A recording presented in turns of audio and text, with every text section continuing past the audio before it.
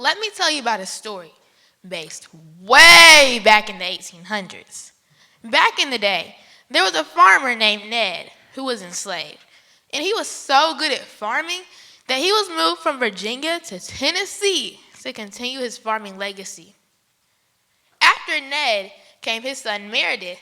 Now Meredith was also a very good farmer, just like his dad. And around the age of 13, my age, he was freed from slavery. And in his late 50s, he bought over 300 acres of land, 317 to be exact. And after Meredith came Marvin. And Marvin was a great farmer, along with his wife Sadie. And Sadie was known for her great chicken keeping, which I love chickens too. After Marvin came Elder Jasper G. Hatcher Sr. And he, unlike most farmers' kids at the time, decided to stay working on the farm instead of going to work into the industries where every other farmer's child went. After Elder Jasper G. Hatcher Sr. came Regina Dorsey, or Regina Hatcher Dorsey. And unlike your typical girl around that time, she was always outside, loved working on the farm with her brothers, and loved driving her tractor. After Regina Dorsey came Marquinta, and Marquinta is now currently replanting the orchard that was once there with her family. And after Marquinta comes someone that you're listening to right now. Hello, everyone. My name is Levia Harvey, and I am a 7th-generation farmer in training. And I am willing to continue the legacy of love, family, community, and agriculture. Nowadays, it's been an increase of disappearing farms, specifically black farms. In the 1900s, over 90% of black farmland was lost, either for the money or for unknown reasons.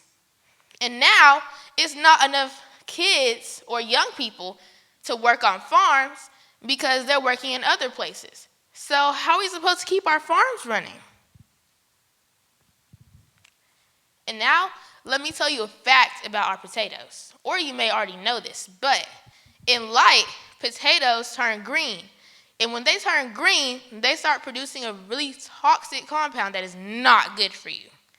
So, what exactly is keeping our potatoes that are in the stores from turning green? Well, according to a new study published, the potatoes before they reach our grocery market aisles have been treated with chemicals and pesticides, which is not good for us because our farm potatoes, whenever we pulled them out the ground, they look just like your ordinary store-bought potato. But if you left it in the light for more than 2 days, it started turning green. So what exactly are we eating? And now I'll tell you about my corn harvest story. In this summer of 2025, me and my family were picking corn. And let me tell you, it was a really fun experience, but a very exhausting experience at the same time. It felt like the sun was setting us on fire. We had to go below the corn stalk, twist the corn, and pull it off. And that's just one compared to many truckloads of corn that we had. Now, of course we can't eat all of that. So what are we going to do? Give it to our community, of course, because why not? After we gave it to our community, like our friends, neighbors, and family, we received the benefits of community service because it made us all happy inside at the end. And now they want more. So that means more corn harvesting this year. Now that you've heard all this, don't you want to start farming too? Well, I had the easiest way to do so. All you need is a pot, soil, seeds, water, sun, and time. To acquire those materials, you can go to Walmart, Home Depot, Lowe's, anywhere.